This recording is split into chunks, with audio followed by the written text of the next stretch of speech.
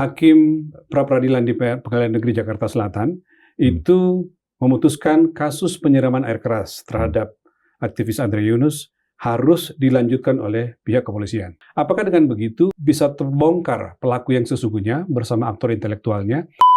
Sekarang bisa timbul masalah dari hasil penyidikan ini nanti. Nah, problemnya tuh sekarang begini. Pernyataan balasan Teddy Indrawijaya, Seskap, atas kritiknya Dino Patijalal.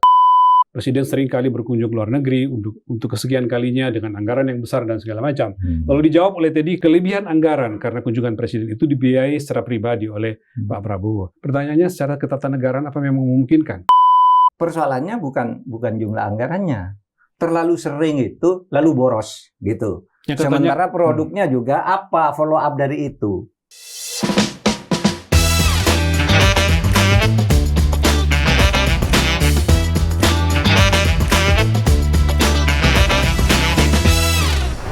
Halo, saudara semua, senang bisa menyapa dan bertemu kembali dengan Anda di podcast Terus Terang. Di forum podcast ini saya selalu berusaha berbicara jujur dan terus terang, juga berbagi pandangan tentang masalah-masalah politik, hukum, dan pemerintahan. Tentu tanpa tedeng aling-aling. Bismillah. Yuk, simak dan ikuti pembahasan ini sampai akhir ya, agar Anda mendapat pemahamannya secara utuh dan tidak sepotong-sepotong. Kita mulai, silakan mau tanya apa, Mas Rizal? Baik, saya langsung ya Pak Mahfud ya. Hari ini Pak, Selasa, persisnya siang tadi, itu muncul breaking news di beberapa media. Isinya, Hakim pra-peradilan di Pengadilan Negeri Jakarta Selatan itu memutuskan kasus penyiraman air keras terhadap aktivis Andre Yunus harus dilanjutkan oleh pihak kepolisian.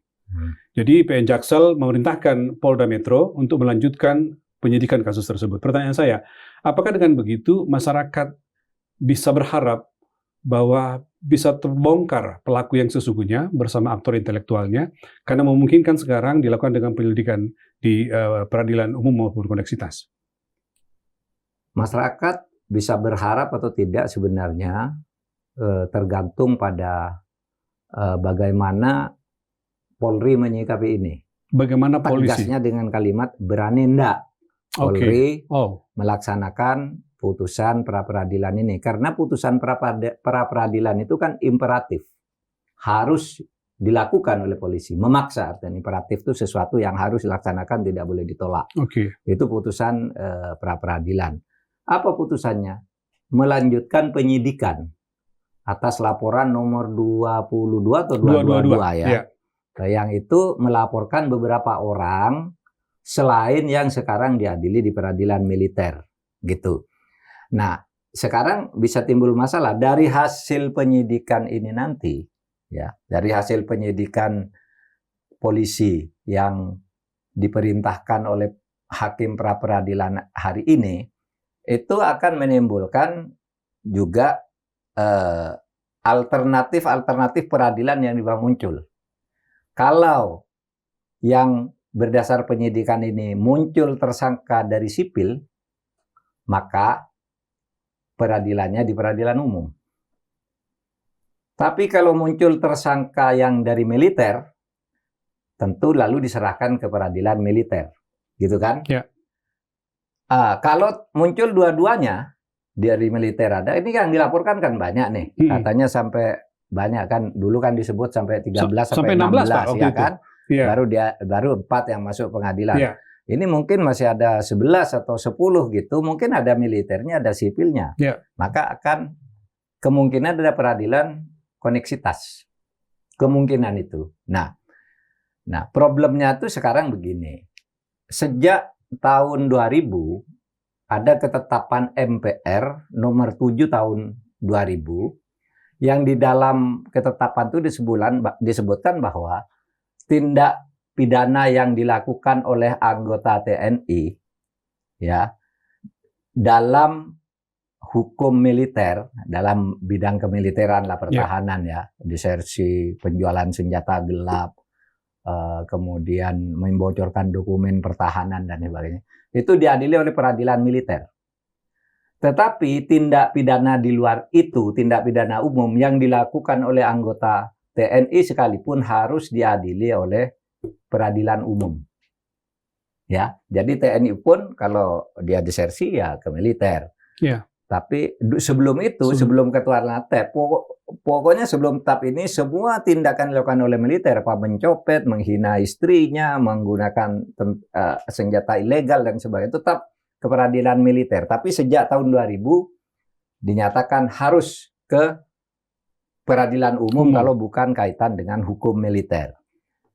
Nah, itu kemudian masuk di dalam Undang-Undang Nomor 34 tahun 2004 tentang Tentara Nasional Indonesia yang kemudian diperbarui lagi dengan Undang-Undang Nomor 3 tahun lalu. Nomor 3 tahun 2025 tentang Tentara Nasional Indonesia. Nah, di situ dimasukkan lagi di dalam pasal 65 ayat 2 disebutkan bahwa yaitu tadi tindak pidana oleh anggota TNI yang menyangkut hukum militer diadili peradilan militer, yang menyangkut hukum umum kriminal biasa itu di peradilan umum. Nah, itu ditegaskan lagi. Tetapi persoalannya belum ada satu aturan hukum yang langsung mengalihkan. Ya. Gitu. Karena peradilan militer itu dasarnya adalah Undang-Undang Nomor 31 yang ini sampai sekarang belum direvisi. Oleh sebab itu prinsip yang disebut di TAP MPR 7, Undang-Undang Nomor 34 tahun 2004, kemudian Undang-Undang Nomor 3 tahun 2005 itu belum bisa mengalihkan peradilan tindak pidana yang dilakukan oleh anggota TNI itu belum bisa dipindahkan ke peradilan umum karena Undang-Undang peradilan militernya ini belum direvisi sampai hari ini. Ya, ya. Nah, saya tidak tahu kenapa tidak direvisi. Udah lama sekali kan ini. Ya. Sejak tahun 2000 kan hanya mengubah satu pasal aja. Ya. Dengan ini dibuat undang-undang bahwa hari ini dengan di undang-undang ini maka peradilan kewenangan peradilan militer kembali seperti di TAP MPR dan undang-undang ini yang tindak pidana militer masuk ke peradilan militer, tindak pidana umum meskipun dilakukan oleh militer dan orang-orang sipil yang bekerja militer masuk ke peradilan umum. Kan hanya membuat undang-undang itu saja. Siapa yang harus memaksa atau mendesak itu supaya segera direvisi? Karena kan bisa dikatakan bahwa itu mungkin tidak sudinya TNI itu direvisi. Iya, tugas pemerintah. Tugas pemerintah itu kan dimasukkan di dalam prolegnas seharusnya ya. Ya, dan itu sudah ada di dalam prolegnas, selalu muncul gitu. Tapi tidak pernah menjadi prioritas untuk dibahas sampai bertahun-tahun. Nah, itu tentu saja permainan di tingkat DPR, ya kan? DPR dan pemerintah bermain apa di situ? Kenapa ini dianggap tidak penting gitu? Itu sangat politis urusannya gitu ya. Nah, oleh sebab itu nanti sesudah penyidikan ini, polisi kan harus melakukan perintah pra peradilan. Nanti kita tunggu siapa saja nanti yang akan muncul sebagai tersangka. Kalau ada militernya, apakah ke sana? Apakah bersedia TNI membentuk peradilan koneksitas? Kalau memang yang susah misalnya tersangkanya ada 9, ada 2 dari militer, 7 dari sipil. Kalau sipilnya sih kan gampang ke peradilan umum ya. Tapi militernya ini kan karena ada militernya kan ada koneksitas. Ada koneksitas, betul. Ini mau diapakan nih? Saya menangkap kecenderungannya TNI itu tidak mau koneksitas karena menganggap tidak ada sipilnya kan. Yang diadili semua kan kerucu-kerucu dari TNI yang sekarang. Ya.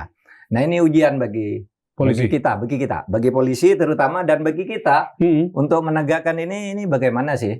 Karena hal ini bukan pertama kali terjadi. Waktu saya Menko Polhukam masih ingat dulu ada kepala SAR ditangkap oleh KPK. Kepala Badan SAR, betul. Ya, oleh kepala KPK Badan dulu. SAR. Dan betul. dia TNI ya. Persis. Dijemput oleh TNI gitu. Udah ribut itu. Ya untung saya nengah ya. Memang undang-undangnya masih berlaku begitu. Sudah diambil oleh TNI, diadili dan memang diadili oleh TNI dan dihukum gitu. Ini bukan soal hukumannya berapa, tetapi kompetensinya itu sekarang menjadi wewenang siapa. Kenapa tidak sekarang ini misalnya Undang-Undang Nomor 31 tahun 1997 itu segera dibahas lah oleh DPR. Ini udah berapa ya? Sudah 26 tahun. Iya. sampai sekarang undang-undangnya tidak Saya ingin kembali ke kasus ini, Pak. Artinya pertanyaan sekarang, ini kan sekarang putusan pengadilan sudah keluar, memerintahkan polisi untuk meneruskan. Pertanyaan, seberapa kuat putusan pra-peradilan itu dalam tanda petik memaksa polisi untuk meneruskan? Karena kan gelagatnya seperti kata kuasa hukum Andrius, polisi itu sengaja mendiamkan menurut mereka sehingga ini tertunda gitu. Jadi ada gelagat yang tidak baik di mata. Kalau kekuatan memaksa sudah jelas. Sudah jelas itu perintah hukum, perintah pengadilan. Harus dilakukan ya. Imperatif. Cuma di negara kita banyak yang imperatif itu tidak dilaksanakan juga, kan gitu. Yeah. Tergantung pada keberanian, tergantung pada latar belakang politik apa, melibatkan siapa dan sebagainya, kan sering terjadi itu. Kasus-kasus yang sudah jelas di depan mata itu tidak muncul juga. Padahal semua itu imperatif gitu. Yang ini imperatif. Tapi menurut saya polisi kan menyatakan laporan itu belum pernah dihentikan. Persis. Belum ada pernyataan dari polisi bahwa itu dihentikan, Pak. Iya. Jadi memang belum pernah dihentikan. Jadi ya tinggal dilanjutkan aja. Pak Mahfud mengharapkan nggak? Ada harapan nggak bahwa dengan dilanjutkan oleh polisi, pelaku yang sesungguhnya bisa, artinya di luar yang 4 di sidang di pengadilan militer itu muncul, aktor intelektualnya, bahkan harapan kuasa hukumnya kalau bisa penyandang dananya juga ketahuan sekalian dengan sidang yang baru itu. Iya pasti dong, kita ingin agar itu dibongkar. Jadi ada dua, satu agar substansi masalahnya itu siapa yang terlibat, siapa melakukan apa, perannya apa agar diungkap, termasuk penyandang dana, jabatannya apa, siapa di baliknya dan seterusnya. Keterlibatan institusi gitu kan, termasuk kan waktu itu dugaannya gitu kalau ya. Perlu ya kan harus diungkap, itu satu. Yang menyangkut substansi. Tapi bersama itu juga, itu menyangkut kompetensi. Peradilan apa dan peradilan apa itu harus jelas. Kalau saya sih sebenarnya, kalau saya berpikir yuridis saja kan, praktis sebenarnya. Mengubah Undang-Undang Nomor 31 tahun 1997 itu kan bisa dikeluarkan Perpu. Bahwa terhitung keluarnya Perpu ini maka kewenangan peradilan militer kembali seperti yang diatur dalam TAP MPR, bahwa kalau tindak pidana dilakukan oleh anggota militer bukan hukum militer, maka ke peradilan umum. Kan tinggal gitu-gitu aja sebenarnya ya. Nah tentu pada tahap awal akan menimbulkan masalah-masalah teknis, tapi harus dimulai gitu. Menurut saya. Ya, saya lanjutkan dulu. Kalau Anda belum subscribe, silakan subscribe dan nyalakan lonceng notifikasi Anda. Saya lanjut dikit lagi, Mahfud. Kalau misalnya polisi melanjutkan dan berlangsunglah peradilan di sini, peradilan umum misalnya gitu, dan kemudian dalam penyidikan itu ditemukan fakta yang berbeda dengan apa yang muncul di sidang pengadilan militer, apakah itu bisa mempengaruhi perubahan di perkara, konstruksi perkara di pengadilan militer? Kalau misalnya ada fakta yang berbeda yang ditemukan. Bagi yang sudah berjalan tidak bisa dibatalkan. Misalnya nanti berjalan ya peradilan ini kan sudah berjalan tuh, sudah mau vonis kan. Iya, kurang 8 hari Pak. Iya, itu tidak bisa dihalangi oleh pra peradilan ini karena nanti pelakunya itu beda ya. Kan itu baru 4, padahal katanya ditemukan antara 13 sampai 16 gitu. Ya. Mungkin nanti muncul berapa, 8, 7, 9 gitu. Atau apa, pasti itu harus pengadilan baru. Diadili baru. Jadi tidak akan berpengaruh pada pengadilan militer. Yang sekarang berjalan tidak itu terpengaruh. Tapi akan terjadi rebutan tarik-menarik nanti ketika pelakunya yang dimunculkan sebagai tersangka atau kemudian terdakwa, kalau sudah di pengadilan, itu ada 2 unsur, ada sipilnya dan ada militernya. Dan itu bukan tidak mungkin kan, kalau nama-nama apa yang diduga kan memang ada militer yang di atas 4 ini kan sudah mulai muncul kan, disebut-sebut.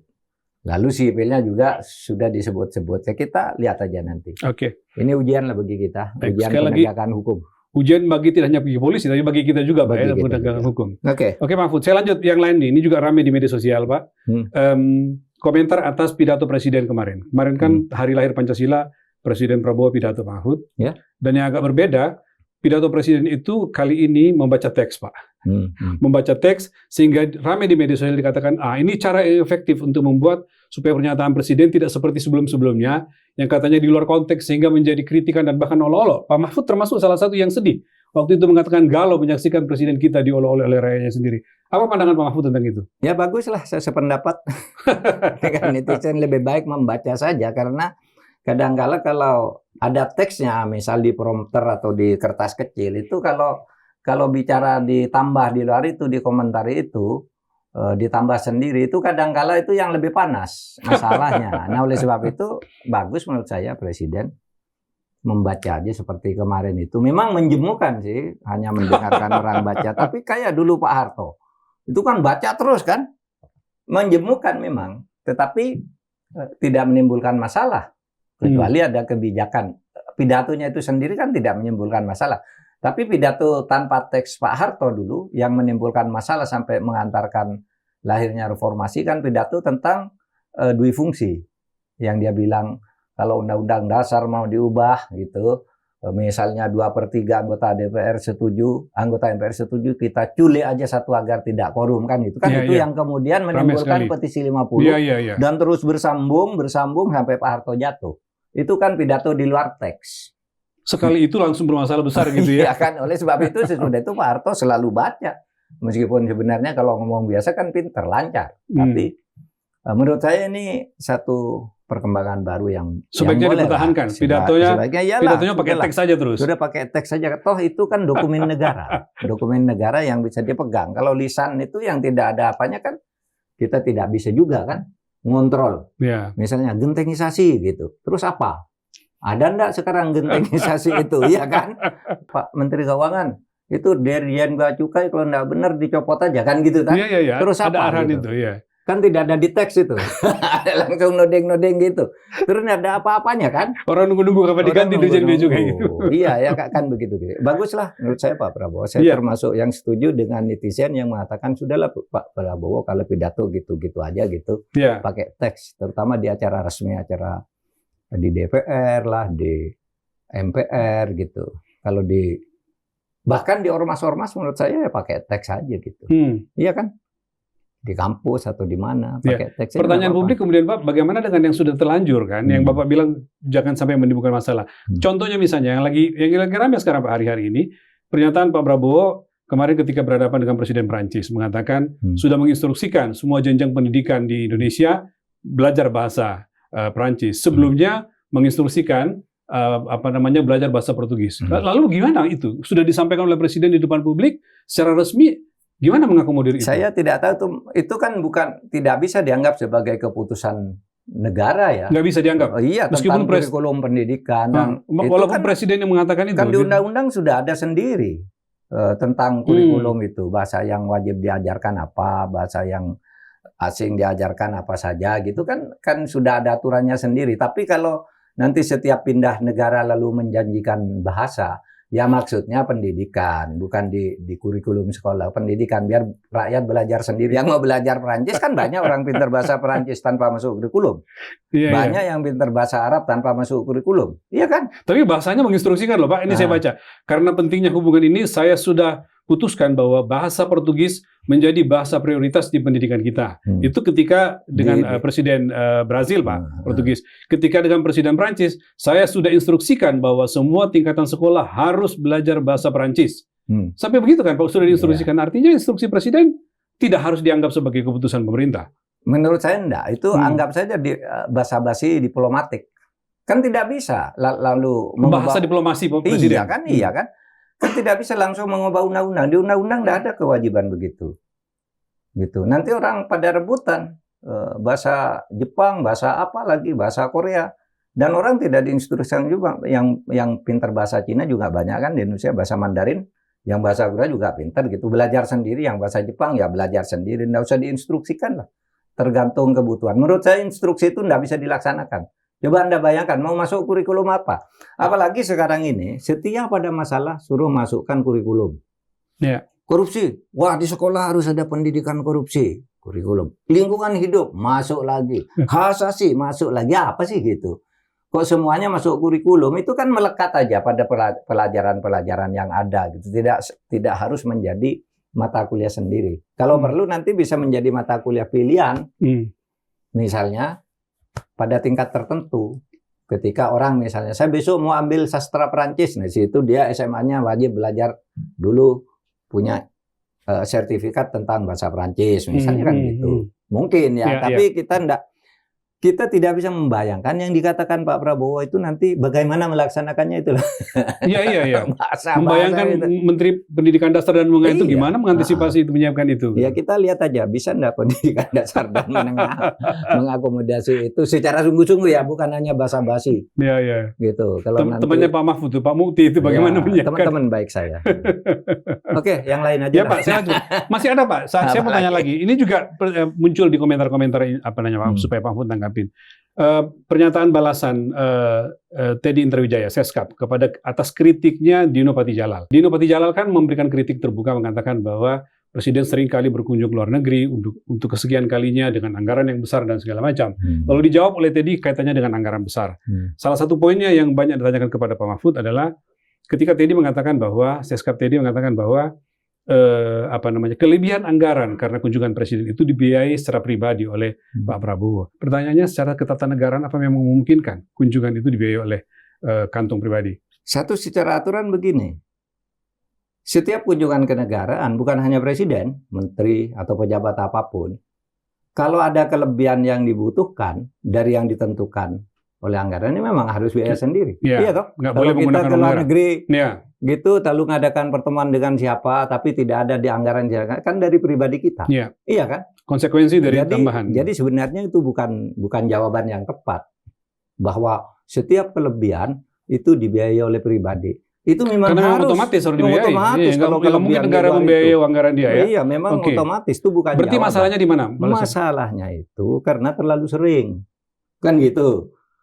Dan produknya tidak jelas pertanggungjawabannya kepada rakyat. Kan itu yang dipersoalkan. Bukan soal anggarannya aja. Kalau anggarannya terlalu sering, anggarannya banyak, tapi itu tidak melanggar hukum kan? Karena presiden itu rombongannya memang harus besar. Menteri misalnya harus sekian, ditambahnya oleh ini ada. Kalau presiden sekian, di sana sekian. Itu anggarannya sudah ada. Dan persoalannya bukan jumlah anggarannya. Terlalu sering itu lalu boros gitu. Sementara produknya juga apa follow up dari itu.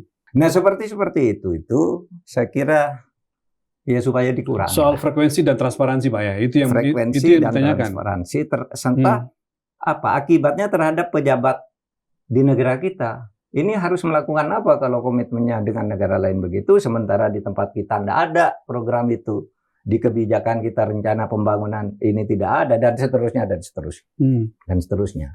Atau sudah terlanjur ya komitmen dengan negara lain kok tiba-tiba ada itu. Iya. Oke Pak, saya lanjutkan. Kali ini kaitannya dengan 1 Juni, hari lahir Pancasila. Ketika kemarin upacara itu, setiap tahun selalu muncul perdebatan. Iya. Kapan sih persisnya? Apa betul 1 Juni itu hari lahir Pancasila? Karena ada yang mengatakan versi 22 Juni Piagam Jakarta, Pak. Ada yang mengatakan 18 Agustus ketika pembukaan pengesahan Pancasila di situ.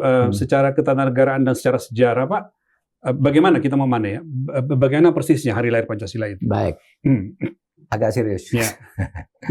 Jadi peringatan 1 Juni sebagai hari lahirkannya Pancasila itu dituangkan di dalam keputusan Presiden nomor 24 tahun 2016. Nomor 24 tahun 2016? Di era Pak Jokowi. Oke.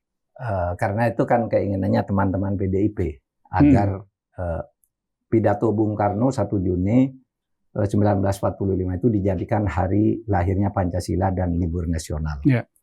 Dan Pak Jokowi memenuhi itu. Ada protes waktu itu dari Pak Fatwa. Fatwa. Yang berkirim surat kepada Presiden. Itu salah Bapak Presiden. Oh. Iya Pak Fatwa. Salah Bapak Presiden. Lahirnya Pancasila itu bukan 1 Juni, tapi 22 Juni. Karena 1945. Teksnya sama persis. Hanya berbeda 7 kata aja, sedangkan 1 Juni tidak ada itu. Lalu ada lagi, enggak. Lahirnya Pancasila itu seperti dekret Presiden yang disahkan tanggal 18 Agustus. Karena saat itulah Undang-Undang Dasar itu dilahirkan. Jadi ada 3 hari lahir. 1 Juni, betul. 2 22 Juni, 3 18 Agustus. Oke? Tahun 45 semua ya? Tahun 45 semua. menurut saya tidak perlu dipersoalkan. Karena Kepres nomor 24 tahun 2016 itu, di butir C-nya itu, di menimbang butir E, menyatakan bahwa lahirnya Pancasila itu merupakan kesatuan proses dari 1 Juni, 22 Juni, dan 18 Agustus. Jadi sama dengan orang lahir, Mas. Orang lahir begitu lahir, kan belum sempurna tuh. Iya kan? Lahirlah orang Islam. Ya. Lahir sekarang. Yeah. Diberi nama, tapi belum resmi nih. Tapi lahirnya tetap tanggal 13 Mei Mahfud lahir. Namanya Mahfud. Tapi kan mungkin pokoknya masih belum lengkap apanya gitu ya. Akte kelahirannya lagi disiapkan. Akte kelahirannya gitu kan. Sehingga nanti orang lahir tuh ada lahir, ada akikoh. Oke. Akikoh itu pemberian nama secara resmi. Itu juga tanggalnya proses sudah. Itu juga kan? Proses kelahiran juga gitu ya. Iya kan proses kelahiran. Mas Rizal lah, saya lahir 13 Juni. Akikohnya itu nanti 25 Juli. Karena 35 hari sesudah lahir itu akikoh. Nama resmi itu baru jatuh sudah akikoh. Iya kan? Nanti akikoh sudah disembelihkan kambing. Nanti perlu baju ini, baju itu. Resmi ini namanya ditampilkan. Muncul nama resmi di akte. Iya kan? Yeah. Nah, oleh sebab itu kita tidak usah ribut. Pancasila itu betul secara istilah dan substansi lahir 1 Juni. Karena bagaimanapun kalau kita bicara tanggal 1 Juni pidato Bung Karno itu isinya sama dengan Pancasila sekarang.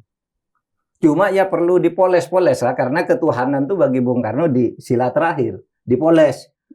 Oleh 22 Juni dinaikkan ke atas. Meskipun kalimatnya yang berbeda ya, kalimatnya berbeda tapi substansinya sama. Iya. Oke. Ketuhanan, kemanusiaan, persatuan, kerakyatan, keadilan sama kok. Sama. Cuma kalimatnya diperbaiki, ketuhanan yang Maha Esa. Diubah ketuhanan. Kalau Bung Karno tuh bilang ketuhanan yang berkebudayaan diubah menjadi ketuhanan dengan kewajiban menjalankan syariat Islam bagi pemeluknya. Itu 20 Juni. Bung Karno pada tanggal 1 Juni menyebut ketuhanan yang berkebudayaan. Tapi sama intinya ketuhanan. 18 Agustus diubah lagi. Ketuhanan yang Maha Esa untuk menghilangkan kata-kata syariat Islam itu. Nah, mana ya itu kelahirannya itu satu proses. Sama dengan orang lahir akikoh lah. Saya katakan orang lahir akikoh, akte. Lahir diberi nama, lalu akikoh resmi disembelihkan kambing, ini loh yang resmi, lalu ditulis dalam akte. Iya kan? Nah, sama proses kelahiran itu. Bahkan kalau di dalam filsafat Pancasila itu diajarkan kapan sih lahirnya Pancasila. Pancasila itu sebelum 1 Juni sudah hidup di dalam kehidupan masyarakat Indonesia sebagai budaya bangsa. Sehingga 1 Juni itu cuma dikristalkan oleh Bung Karno. Dan itu benar gitu. Sehingga kalau kita tidak usah ribut lagi lah. Memang di dalam Kepres nomor 24 itu disebutkan tuh satu kesatuan. Satu kesatuan. Iya, rangkaian proses. Kesatuan proses. 1 Juni, 22 Juni, 18 Agustus, lalu diperkuat lagi oleh. Berarti kalau muncul sampai sekarang masih muncul perdebatan dan tiap tahun itu muncul, itu sangat ada motif politis ya? Politis dan ideologis mungkin. Orang punya romantika sejarah ideologis. Dulu yang ingin, gini loh dulu ketika negara ini mau didirikan, karena ada 2 kelompok besar. Satu ingin mendirikan negara Islam. 2 negara kebangsaan sekuler. Yang negara kebangsaan sekuler itu Bung Karno, Bung Hatta, Yamin, orang-orang Islam semua juga. Dan Islamnya Islam baik juga, cuma tidak mau negara Islam. Yang Islam itu ada Wahid Hasyim, ya itu ngotot Islam. Jarnawi Hadikusumo, iya kan?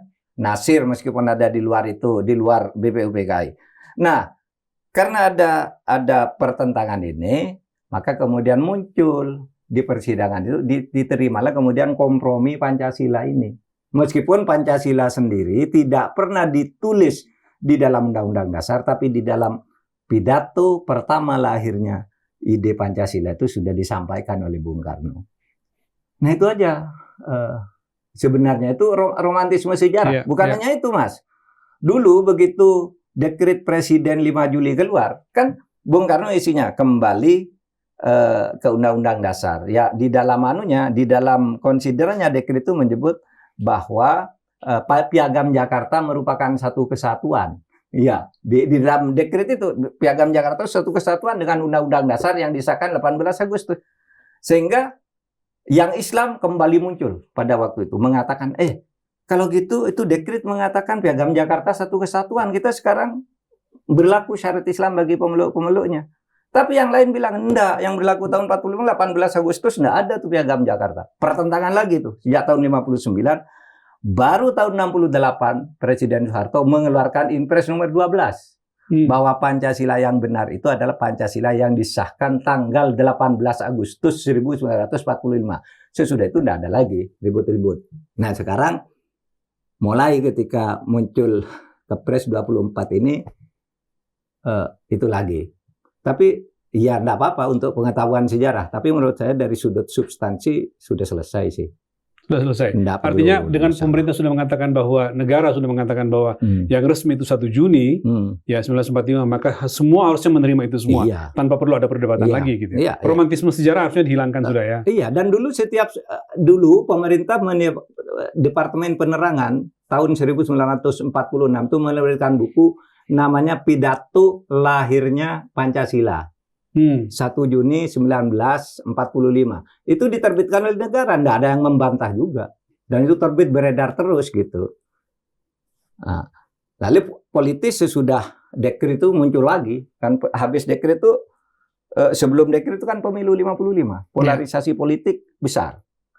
Dekret keluar lalu orang bertengkar lagi kan. Oh, ini Piagam Jakarta menurut Bung Karno bagian tidak terpisahkan. Kata yang lain tidak bisa. Kata PNI tidak bisa. Isinya yang disahkan tanggal 18 Agustus kok gitu. Nah, itu bukan piagamnya. Terus baru ditutup oleh Impres Presiden Soeharto tahun 68. Dulu ikut penataran P4. Ikut Pak, rajin sekali. Itu kan dapat nilai A penataran. Kan diajari itu kan. Aduh, baik Pak Mahfud. Pak, saat kita rekaman ini sedang berlangsung pledoinya Nadiem Makarim. Sedang sidang Pak. Tadi Nadiem sendiri kemudian bergantian ke pengacaranya. Saya ingin bertanya bukan soal pledoinya, tetapi perkembangan kasus ini. Karena rupanya Presiden dalam tanda petik mungkin terusik. Karena kan kita tahu Presiden menelpon beberapa orang untuk menanyakan seperti pengakuan salah seorang pengacara. Pak Mahfud memandang itu seperti apa dengan Presiden ikut bertanya tentang kasus ini? Iya, saya sih berpikir seharusnya Presiden tidak perlu menelpon itu. Atau kalau menelpon seharusnya tidak perlu ada yang tahu gitu ya. Itu kan urusan Presiden. Mungkin memang maksud Presiden tidak perlu tahu, tapi kan orang lain yang mengatakan. Iya mungkin, atau mungkin juga Presiden bisa jadi nyuruh beritahu. Oh bisa jadi, ya, kita nggak tahu ya. Bahwa saya punya perhatian kan. Gitu. Mungkin juga, mungkin Hotmar Paris yang beritahu. Tapi menurut saya itu membuktikan satu hal di luar soal seharusnya tidak melakukan hal yang diketahui publik tentang itu Presiden, tapi di luar itu memang ada kontroversi yang luar biasa di tengah-tengah masyarakat untuk peradilan atas kasus Nadiem Makarim ini. Karena memang ya agak aneh ya. Meskipun sekali lagi saya termasuk orang yang mendukung aparat penegak hukum untuk melakukan tindakan tegas kepada siapapun yang diduga korupsi. Itu sikap saya. Sikat kalau korupsi gitu. Orang tidak ngaku, pasti tidak ngaku. Kan itu kan mana ada orang langsung ngaku gitu. Tetapi juga rasa keadilan itu akan terpancar dari jalannya persidangan. Di persidangan itu ada hal-hal yang tidak nyambung bahwa Nadiem Makarim patut disalahkan di sini. Kenapa? Ketika Nadiem jadi menteri, semua laporan hasil pemeriksaan oleh BPK itu tidak ada masalah. Yang khusus kasus Chromebook ini sudah dikonsultasikan dengan LKPP dan LKPP mengatakan oke. Ingat loh, LKPP itu lembaga dibentuk oleh negara untuk menentukan standar harga satu proyek barang dan jasa.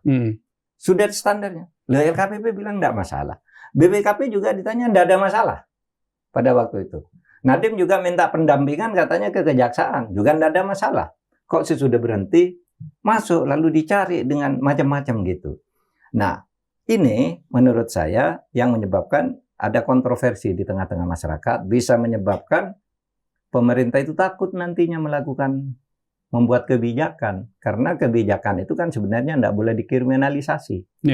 Kecuali memang ditemukan oleh jaksa, itu memang harus dikriminalkan karena kebijakan itu dibuat secara gelap dan ada kickback, diam-diam ada apa yang ditemukan jaksa, silahkan diajukan di pengadilan. Sepanjang ada yang ditemukan gitu ya. Tapi melalui sidang-sidang terbuka yang ada, perdebatan yang terjadi, tidak ada. Bahkan ada kesan jaksanya tidak ngerti juga bagaimana perkembangan sebuah peralihan saham dari saham perusahaan tertutup menjadi go public, kan ada perubahan fluktuasi uang itu. Jaksa nampaknya tidak ngerti ini, sehingga yang dituduhkan ke Nadiem ketika saham sedang tinggi harganya, padahal dia memang sudah lama punya itu, lalu itu dianggap misalnya contoh korupsinya.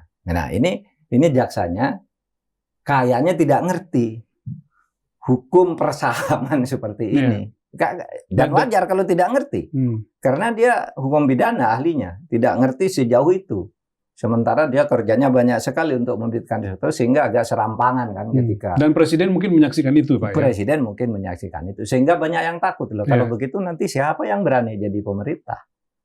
Kalau melakukan kebijakan-kebijakan biasa saja lalu dituduh korupsi dan sebagainya. Belum lagi citra internasional pada kita sekarang lebih buruk gitu ya. Sehingga menjadi concern. Sebab itu, ya kita lihat perkembangannya. Kita sekarang tinggal berharap. Saya kira jaksa sudah maksimal, Nadiem dengan pengacaranya sudah maksimal. Terus apa yang sekarang bukti terakhir itu adalah keyakinan hakim. Keyakinan hakim benar apa tidak keyakinannya itu kolutif karena takut, karena tekanan publik, karena apa itu akan bisa dilihat dari konstruksi hukumnya nanti. Sekarang kita belum tahu sikap hakim kayak apa tentang ini. Kita lihat aja perkembangannya. Gitu.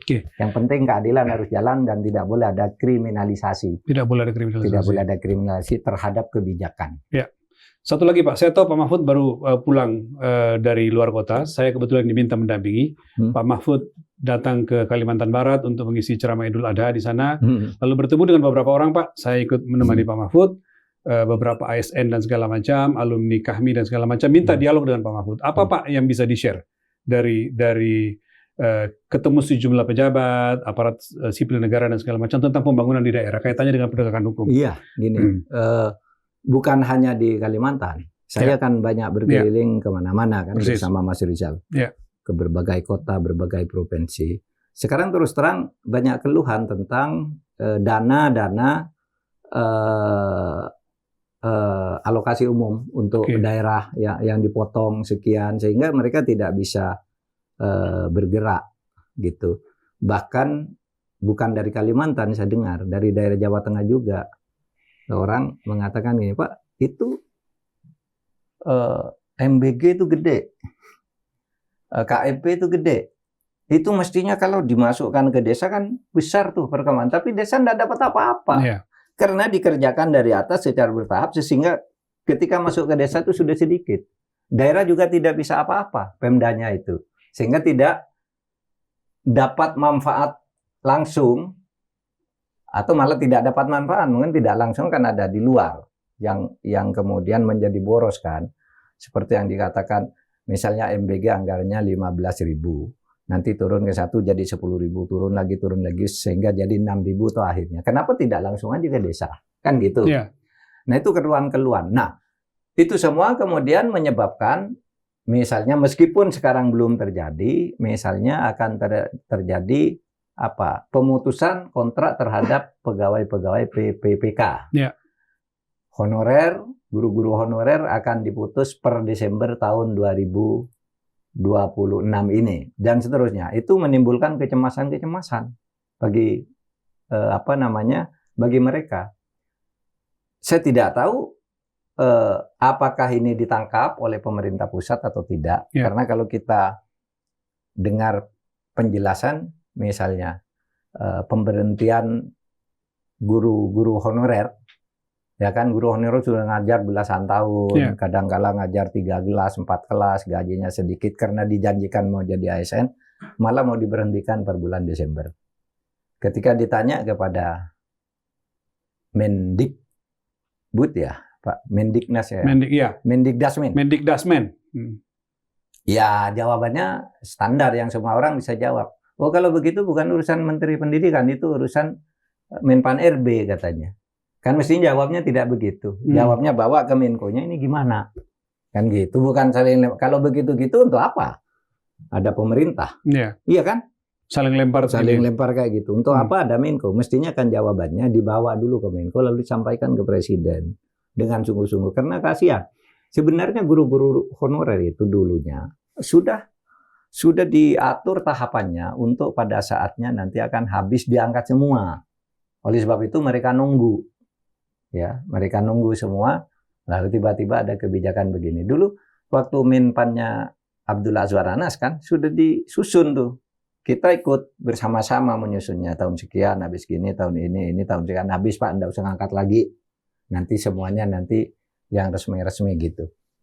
Tapi sekarang tiba-tiba ada pengumuman seperti itu. Yeah. Nah, saya menangkap itu di daerah terjadi masalah dana besar dari pusat tidak dinikmati oleh desa misalnya. Pembangunan menjadi tidak jalan gitu karena dananya terbatas. Iya, KMP misalnya ada satu KMP berdekatan desa lalu bersebelahan sini. Persis. Gitu. Lalu orang desanya sendiri tidak terserap itu produk-produk telur ayamnya, daging ayamnya, sayurnya. Mestinya kan MBG itu masukkan aja uangnya ke desa. Nih, untuk setiap kepala sekian, kamu ambil telur dari orang desa, ini suruh nanam sayur, ini suruh ini.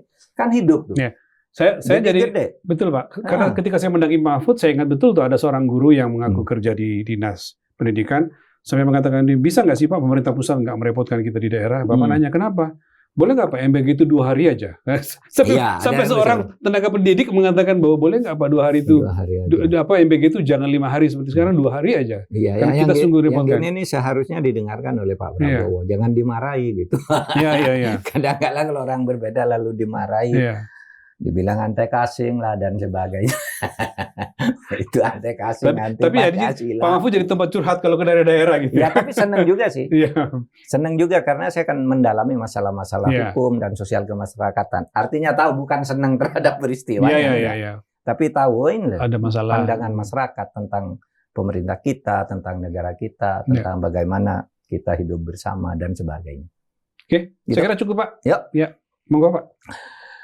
Sekian ya, terus terang edisi minggu ini. Sampai ketemu dan jangan lewatkan pembahasan isu-isu aktual berikutnya. Jangan pernah lelah untuk mencintai Indonesia. Selesai.